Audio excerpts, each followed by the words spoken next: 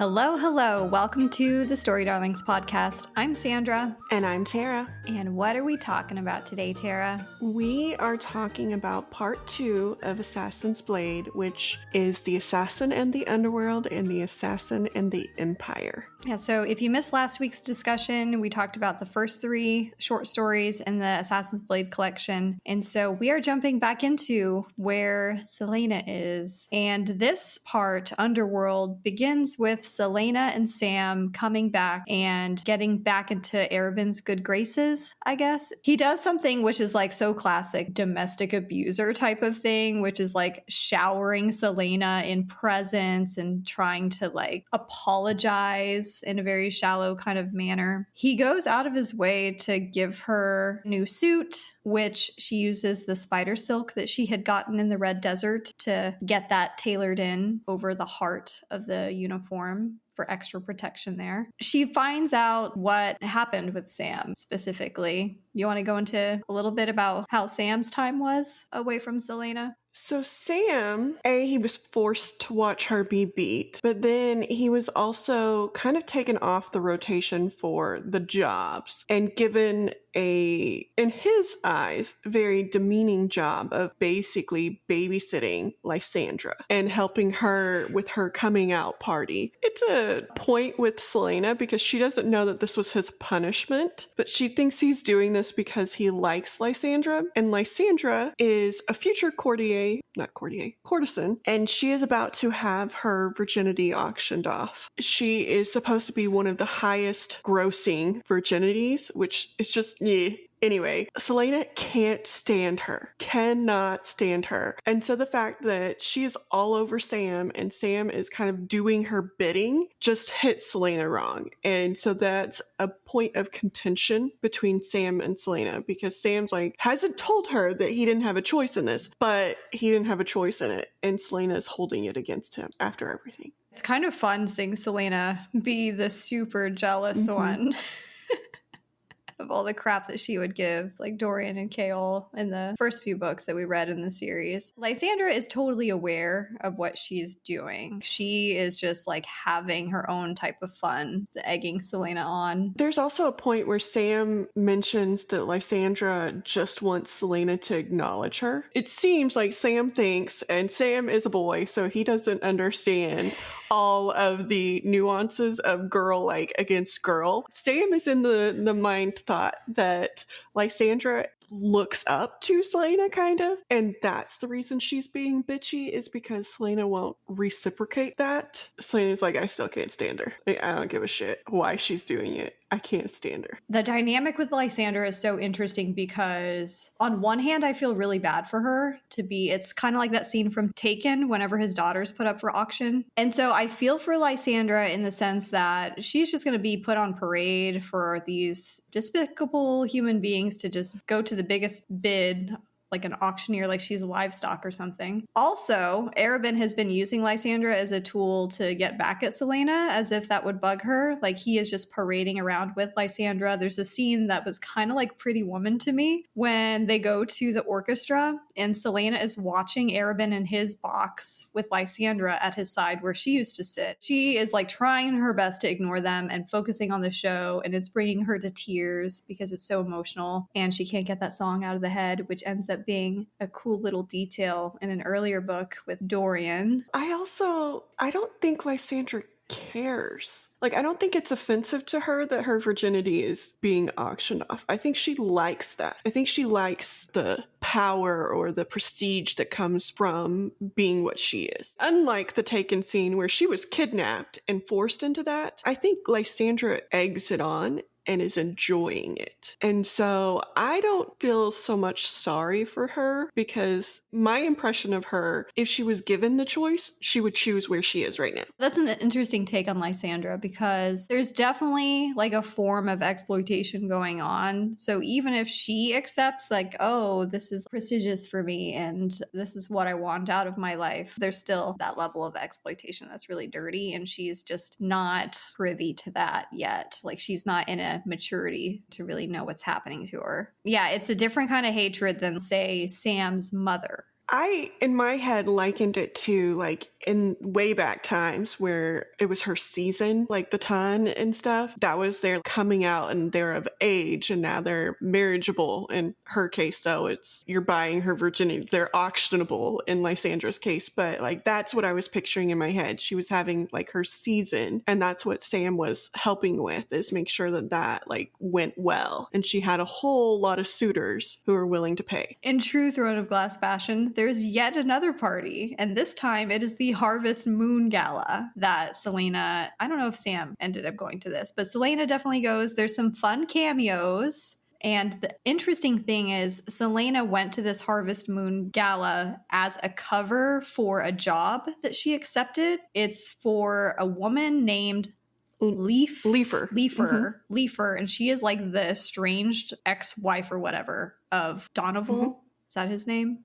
And Donoval is allegedly a slave trade sympathizer kind of man. The job that he is on is creating a slave road from their country to Otterlin. This is like exactly up Celaena's alley to get her buy-in because she is against anything slave trade related. Well, and he was also going to sell documents that were supposedly containing information about slave trade, like anti-sympathizers, so like the ones that are trying to end the slave trade. So she wanted those documents to where they couldn't be turned over to the king and those people killed for trying to free the slaves. So with this job, Celaena goes to this Harvest Moon Gala to kind of disguise herself, and she takes the name Diana, which is interesting. That is her cover name because of everything that we know about, her so far from reading the other books. And she does get her 5 minutes or whatever audience with Donoval while he is sitting in this VIP section at a club with all of these young girls draped around him and things like that. And she just goes up there and acts like this ditzy little thing, talking to him on behalf of her father, who's a big fan. I know you mentioned that there were a lot of cameos, and I caught on to one, and I don't know if it's who I think it was, but there was one where it was a group of guys, and there was one that was less serious and one that was very serious and looking around. Is that Dorian and Kale? Yes. Okay, because the one like wanted to dance with her or something, and then the other one's like, and I'm like, that is totally Dorian and Kale, right? Yes.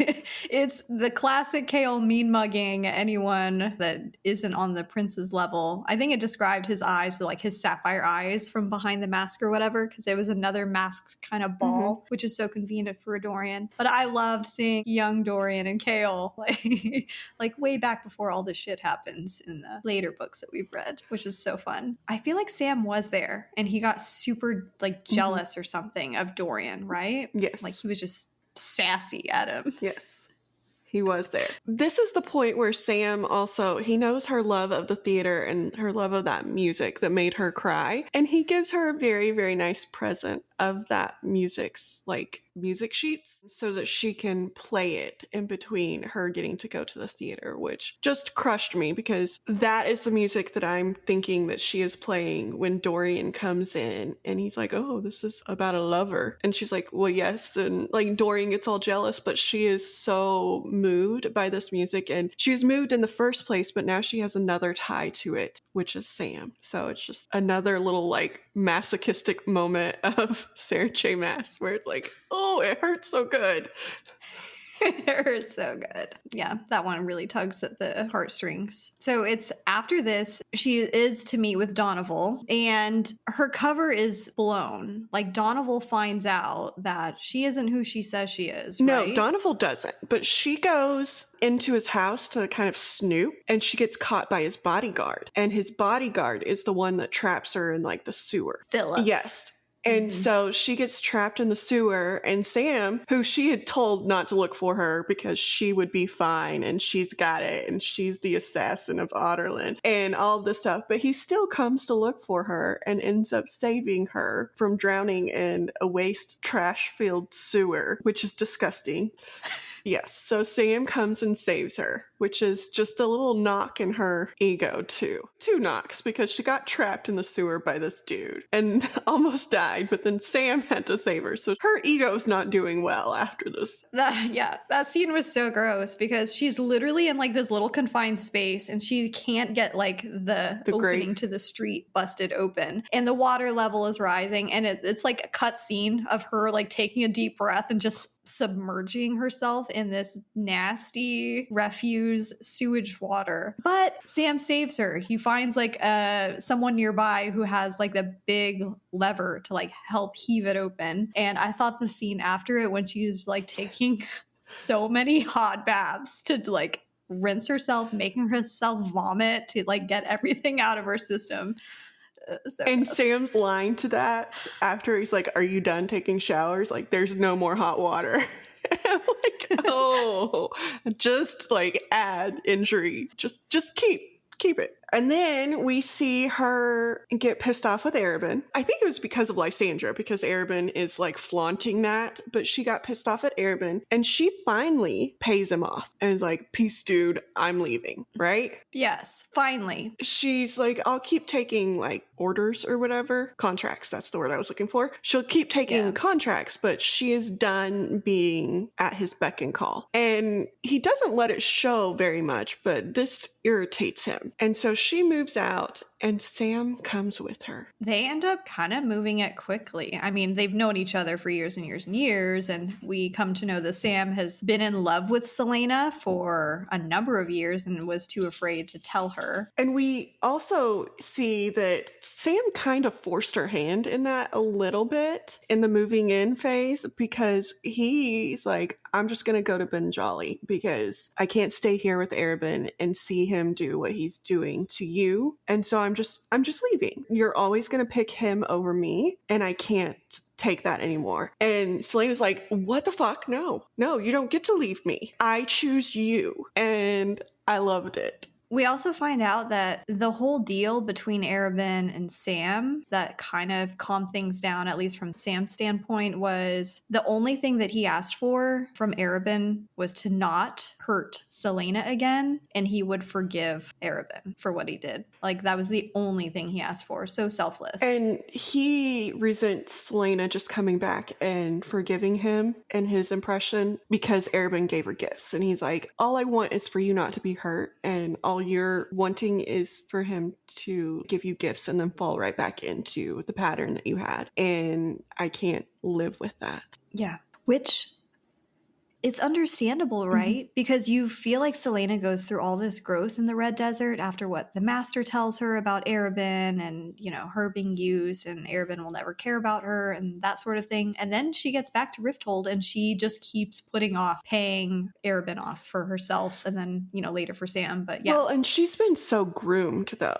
Like, her whole life has been groomed by Arobyn. And so that part's also understandable, how it's hard to like break, you know, basically 19 years of conditioning by Arobyn and just like break it. And so it took Sam telling her that he loved her and Sam being there for her to finally be able to break that and see love versus whatever Arobyn had for her. It was definitely like the domestic violence situations you hear about, these women that are always trying to get away from their husbands, and it takes them try again to finally be able to do that. But yeah, so with this whole, you know, Leifer contract to put a stop to Donoval, there is a deal that's going down, like an exchange between Donoval and a supposed, you know, business deal guy, and Celaena intervenes, and documents are supposed to get exchanged and all of this with names and locations for people that are against the slave trade. And she does kill Donovan, like by her own hand, right? It's the other guy that was with himself. Yeah, like kills himself, that was holding all these paperworks and trying to get away from Celaena. And so she at first kills Donovan in the room. And this is after she's gotten some of the documents, I think, but she doesn't know what's in them yet. And so she kills Donovan, and then she chases after the guy he was meeting. And in that chase, that guy ends up like swallowing what I view as very similar to like a cyanide tablet, you know, and he ends up dying. And there's a point,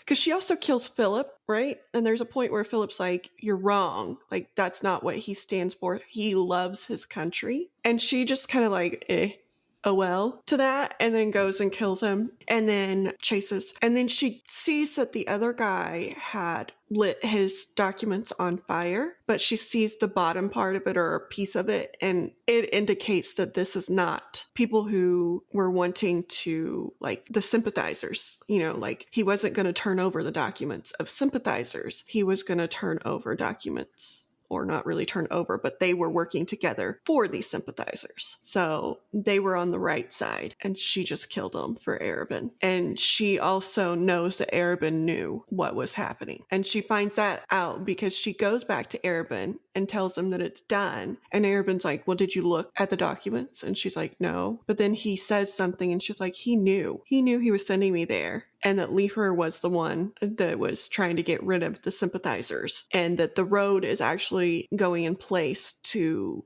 be able to traffic these people to the places that the king wants them. And so she is beside herself mad that she was just used. And then that's where Arobyn also buys Lysandra using her money that she gave him to buy her freedom. And so basically her blood money is used to buy the person that she can't stand the most. And so it's just another jab by Arobyn, just another like, I don't care kind of moment. And he knows it again. He's doing it on purpose just to irritate her. This was a huge learning for Celaena, because I feel like this might have been the first time where she was on a job and she found out that, okay, maybe these despicable, disgusting human beings who do things that I don't agree with are also capable of working toward the greater good in some sense. Like, just so much gray area. And so that was interesting. I thought that she had to grapple with that. But yes, what a slap in the face for Arobyn to just use up all of the money. Basically, this is almost all of the money that she got from the Master in the Red Desert to pay for her and Sam. So the end of the Underworld short story ends with Sam and Celaena just kind of hanging out at their apartment that they shared together. And they are still hopeful. They're still hopeful. They have a plan. They're going to keep working and just try and get a better life and stick it out with each other. Well, and we find out one other thing in this short story, which I thought was very significant, is that spider silk that was so valuable. And Sandra mentioned it was put in a suit, but it was not put in Celaena's suit. It was put in Sam's suit to guard his heart. And I'm like, oh my goodness.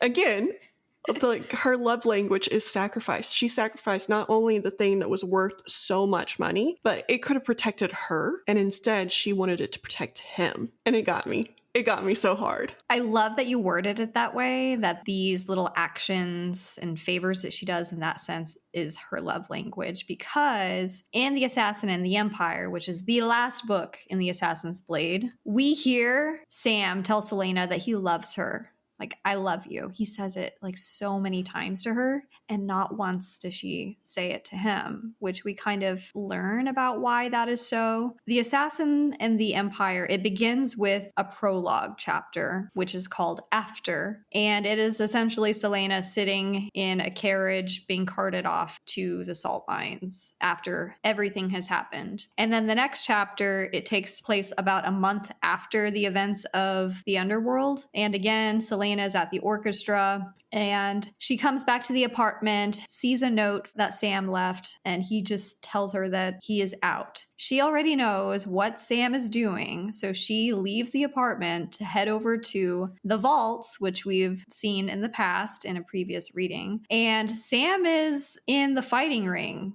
He has been doing these fights in the pit to try and earn money so that they could have a better life. She is not happy about this. She is in her mind so pissed off that he's putting himself in danger. And then also she's like, well, if I got in that ring, like, they would get a real show. And thinking about like just beating him because he's doing this. And I found that kind of funny because like she's mad because he's gonna get hurt, but she's also thinking, I will beat you. She's so confident. I mean, this is a pretty bad place. You learn in the Empire short story that the vaults, not only is this the place where Grave was hanging out from the previous book before she just absolutely massacred him in the alley, which was so good, but the vaults has, go ahead. Well, I was just going to point out that's another like catchphrase for Sarah J Maas, massacre. Like, oh my God, you have your marketing cap on. I know. I'm like, ooh. Masochist and massacre. I love it. Back to the vaults. No, this is the same place where Grave was hanging out. Now Sam is doing fights here for money. And you learn that there's like some prostitution going on. There's like little side rooms that have these tattered curtains where you can still see the shit that's happening in there. And these women are just like on the clock all day, every day. And I feel more sorry for these women than I do for like the Lysandras, because these women, you get a sense that they don't want to be there. They're like not well taken care of at all. And they are forced to just do whatever somebody who walks in says. And at least with like Lysandra and the high-end prostitutes, like they're taken care of. They get a little bit of say in what they do and stuff. So yeah, I get a sense that this is the like world that Sam's mom may have been a part of. But also Arobyn was one of her clients. So she may have been a little bit higher end too. I don't know. You know, these are the like daughter from Taken that have been kidnapped or the whatever and are sold into it, I think. Yeah, just whatever dirty, filthy person off the street to use however they want, which was exactly what happened to Sam's mom when she was killed after something went horribly awry. Bad. And so this book, Celaena and Sam want to take their separation from Arobyn a step further, which is to collect enough money to now completely break off from him. So they seek an audience with him, and now they want to stop being a part of his guild, but they also want his blessing to be able to set up like a smaller, like do their own thing, like in the southern continent as assassins. Well, and Arobyn being the dick that he is, because at first, like, they weren't collecting money for that. They were collecting money to, like, live and to make the trip and whatever. And Arobyn, being a dick that he is like, well, I'm going to charge you a fee, like a parting fee, for you to be able to leave, my guild, and then also then be able to set up your own, because you're two of my top earners. So you can't just leave. And so that is the fee that Celaena wants to pay, because she still has some money. And so she's like, I'll just pay it. And Sam's like, no. And it was one of those like scenes where Celaena is calling him on like misogyny, because she's like, what, is it because I'm paying it? Like, get over yourself. Let's just get out. And then we can argue over who pays for shit. And Sam's like, no, let's just do one more contract. And before, Sam was the one against doing one more contract. Celaena was the one wanting to do one more contract. And so now they're both together on the doing one more contract, because Sam wants to pay his own way out. And he doesn't want Celaena to keep paying for his stuff. And so now they are in agreement on doing one more contract. And that contract turns out to be to kill Iwan Jane, who is the like drug kingpin mob He's the person, crime lord, Riptol. whatever. And his second,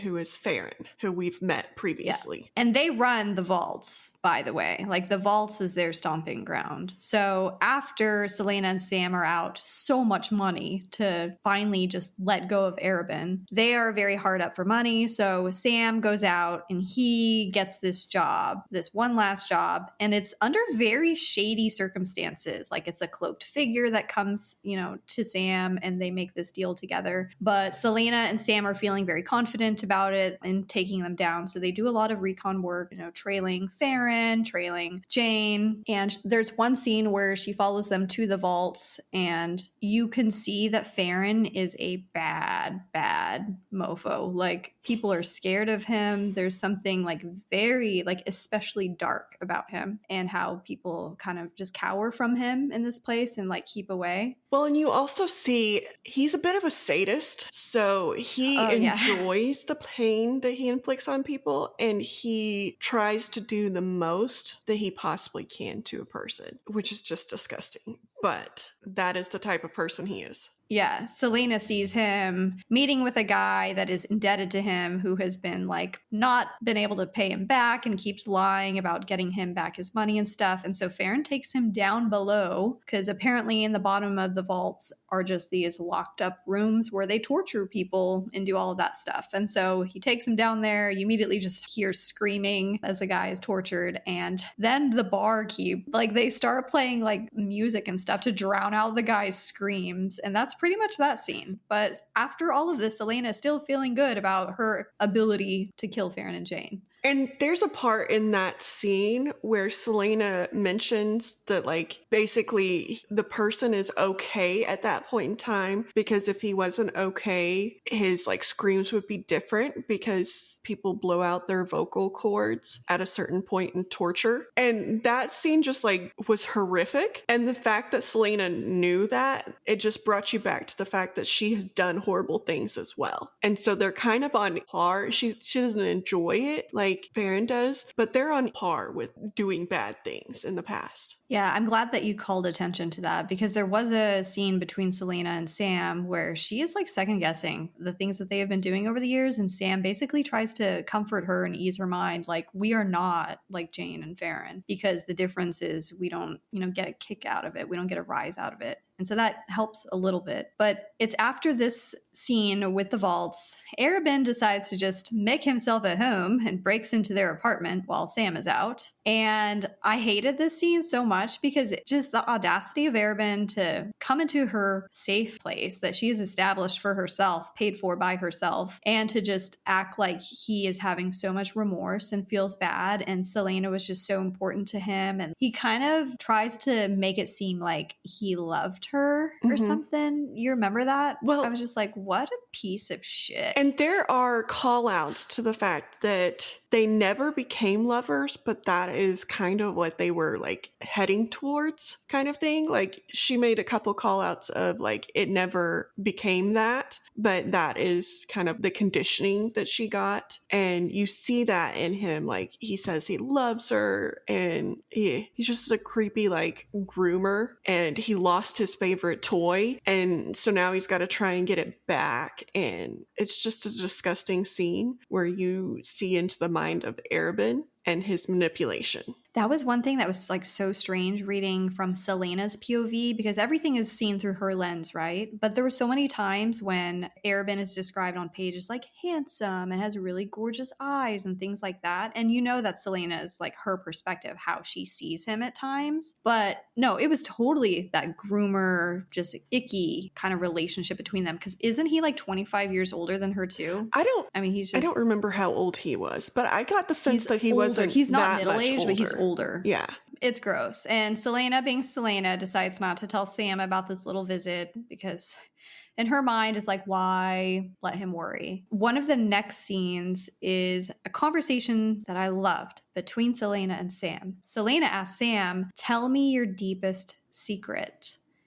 And he shares with her that it was keeping it a secret that he loved her for like the longest time. He was afraid that they were going to exit each other's lives and she would have never known. He wouldn't have been able to like let her know. Then he turns the question on her, and all of us readers were probably reading like, oh, this is the part where she's going to like tell him that, her actual roots in Terrasen. And she doesn't. What does she say her deepest secret is? That she's a coward. I mean, I guess that is her deepest secret to her, because she keeps hiding that even past where we are in the book series right now. Like, she finally got over being a coward. And that was after she had told who she was to Kale. Like, that being a coward is her deepest, darkest secret. We see her be a coward whenever she doesn't tell Sam that she loves him back. She always just says like some other random comment or something every time Sam tells her, I love you. So we see her being a coward in that kind of sense. But as you said, like in the other books, she's constantly hiding this stuff. But it's almost like for her to finally put it all out there and to embrace it, there's going to be so much responsibility that is going to weigh her down as soon as it's out there. She's going to be responsible for so so many lives, and the idea of that has to be very terrifying to her. Well, and the fact that she has to then cope with the lives that were lost because of her. I think that that's the part that she can't handle at this point in time, is how many lives were lost because of her and to save her. But also in that scene, we get a very touching moment between Sam and Celaena, where Sam comes back from the revelation that she is a coward with, well, when I'm scared, I say I am Sam Cortland and I am not afraid. And if you remember from the previous books, that is Celaena's catchphrase when she is afraid,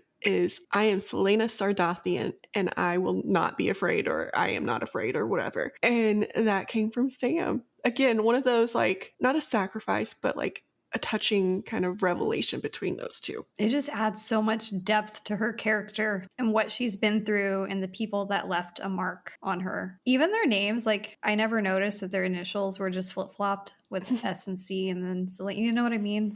So when she says that phrase, and I will not be afraid, it's just, it's like another little chef kiss, Sarah J Maas. Yeah, I love that scene too. That was a favorite. And then we go to the scene where she is were you gonna say something? No, I'm like, is this the scene where she's like waiting? And so then we go to the scene where Sam heads out to do his part of the contract, which is to kill Farran, the second in command, and that opens up Celaena to be able to kill Jane. So Sam leaves and he tells her not to come looking for him, that he will be back at a certain time. And so you see Celaena just pacing back and forth, back and forth, back and forth. And Sam never shows up. And it turns to like noon the next day and Sam is still not there. And she gets a knock at the door. She's like, okay, finally, Sam's back. He's fine. He just had to, like, you know, lose people or whatever. He's fine. But it is not Sam. It is Arobyn. And Arobyn says that they left Sam's body at the keep because they thought he still lived there or something along those lines.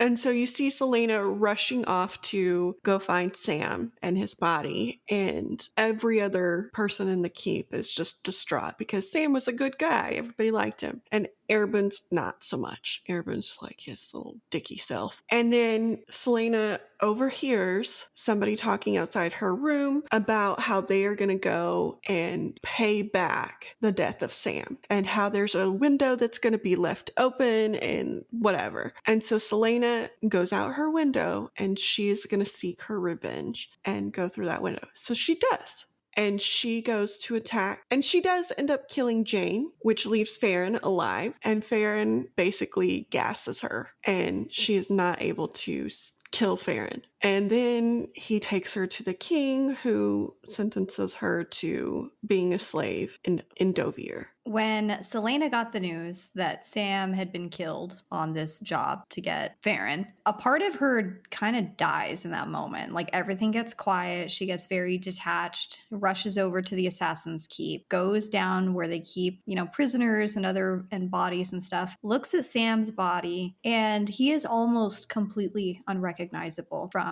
the time spent there. Like, she still knows it's Sam, but I mean, everything is fucked up on him. His fingers, his skin is cut up. His eyes were taken out. Like, yes. She could tell that Farran had a good time. Yes. She smells something weird on, like, some kind of musk is what she says. Like, she can still smell, you know, that it's Sam, but it smells different. And so she just gets kind of dead to the world for a little while. That's when she's placed into her old bedroom, which then she wakes up and finds that Arobyn had changed the locks on the door to lock from the outside rather than the inside. And it's almost like this big staged event where she comes to, she's locked in, she overhears this conversation where people are like, oh yeah, you know, Arobyn and company, we're going to take back, you know, what happened to Sam. And so they kind of pave the way for her to, like, okay, I'm going to seek revenge. So when she dives out the window pretty much, and the personal guard of Arobyn, Wesley, stops her. He is like, he wants to tell her what's really happening, but she's so emotional and driven by revenge and needing to, like, go pay for this crime that happened that she just runs off and doesn't even hear him out.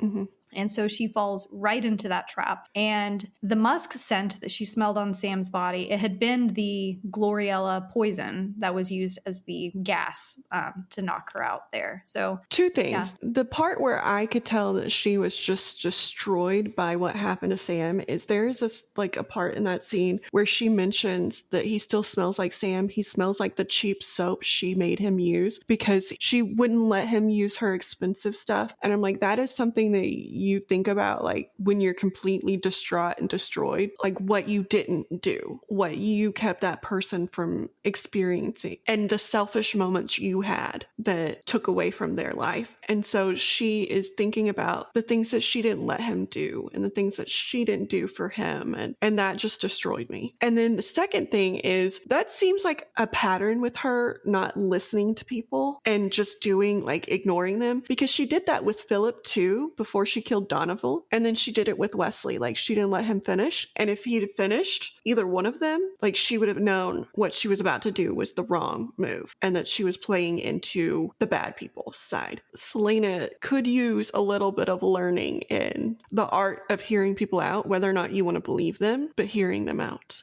Yeah, it makes you wonder why she does that. Act first and then think about it later. I think that is a part of her ego. I think her ego is taking over a little bit there and like, no, I'm right, you're wrong, moving on. Yeah, I know you hate Chaol, and I'm going to hate me making this comparison. But it's like, if you look at Chaol and Celaena, they both have very like righteous views of themselves, right? Very different ways. Like Chaol is very empire, honor centric, whereas Celaena is very much her own abilities type of thing. But it's so stubborn that it keeps them from hearing out things that they need to hear. Well, and I agree with you on that. Like they are very much alike, which is also probably one of the reasons that they would not have worked well as a couple. But I think Chaol, his righteousness doesn't stem from him being right. It stems from him thinking the people that he trusts are right. And that is the difference, because Celaena doesn't trust anybody. She trusts herself and what she thinks is right. So I still see Chaol as a puppet, even in his righteousness, whereas Celaena is no one's puppet. She may be wrong, but she's going to be wrong on her own. I agree with you that they are similar, but I think that the difference in them is what makes my opinion of Chaol so much worse than my opinion of Celaena, because she at least uses her brain, whereas Chaol just goes and like doesn't. Yeah, you see a lot of just the trust issues that Celaena has and how much she has had to rely on herself and her own discretion. I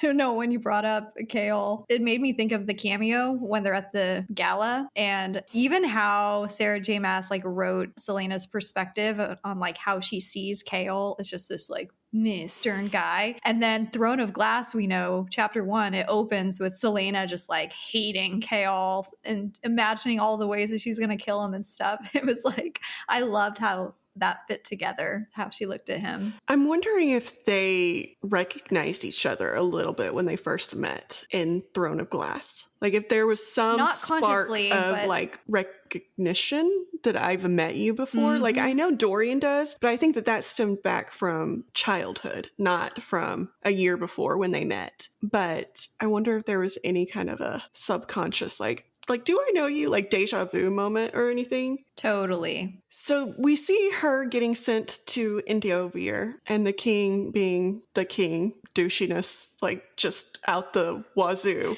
Douche lord. Yes.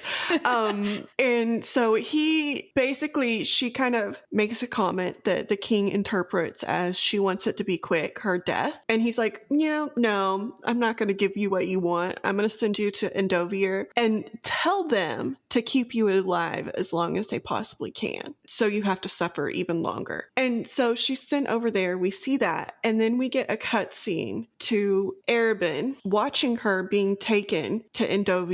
And beside him is fucking Farran. And fucking Farran. Sorry, that then reminded me of fucking Trevor. Hey, hon, good to see you. How you been? Fucking Trevor! But anyway. Fucking the Farran. after series. And they had worked together to make all of this happen. Like, Arobyn had promised Farran the crime lord, like, boss position. And Farran had promised Arobyn that he would get Sam taken away. Like, he would get Sam out of the picture. Because Arobyn, being the douche-tastic person that he is, didn't want his favorite toy to be taken away. And his line at the very end is, "I don't share my things." And I'm like, oh, I hope when she comes back looking for that necklace that she lost when she was 8, she massacres you like she did Grave, because you fucking like, are such a horrible person. And we also hear that Arobyn had planned to rescue her from, like, basically the gallows when she was put to death. And Farron's asking him, why aren't you going after her? This is a much easier takedown than going into the king's, like, place where he murders people. Like, why aren't you going after him? And Arobyn's like, I don't share my things. He wants her to suffer. I hate Arobyn. I hate him. Like, I think he's one of the, like, people I hate most besides the king. The king and Arobyn. They're supposed to be these father figures, and they're supposed to care about the people, and they just fucking don't. I hate them. I'm with you. After they killed Sam that way, I was just like, I hope you die in the worst way possible at some point. It's just awful. Sam was such a pure character. He was very grounding for Celaena and taught her things that she needed to know at that point in her life. And he was the love that she deserved. He knew that sacrifice was how she felt loved, and he did it, and she did the sacrifices for him. It was just an equal relationship that they both came in with a lot of baggage, and they understood that, and they cared about each other still. I don't know if I'll ever understand why she waited so long to go after Sam, because I mean, she's just pacing and waiting and staring at the clock and da-da-da-da-da, and he even said a certain time that he would be back by, and it comes and goes, and she is still just like beside herself. So I'll never really understand why she... I think that was a sign of respect from her. He said he had it, and for her to go after him would be her saying, I didn't trust you. I didn't trust that you had it. I didn't trust that you were capable of doing this. And you see the sense of them kind of bickering, that he's the second and she's obviously better than him. And you see that he doesn't want to live like that. He wants to be on equal footing with her. And so I think that that's her sign of respect, that you are equal with me. I trust that you can do what you said you can do. And if I go and look for you right now, that's me saying, I didn't trust that you could do it. Which is interesting, because the same kind of thing happened, but reverse, whenever he went looking for her with the sewers. So it's almost like the difference between what Sam and Celaena hold is more important. You know what I mean? Like, Celaena, reputation and ability and self-reliance is very, very esteemed, like very important to her. Whereas Sam, it's like, I mean, from the beginning, he's been like, no, we shouldn't just kill them. No, we need to like help them. Like, he's like very much about the relational aspect of something. But it's also, I think,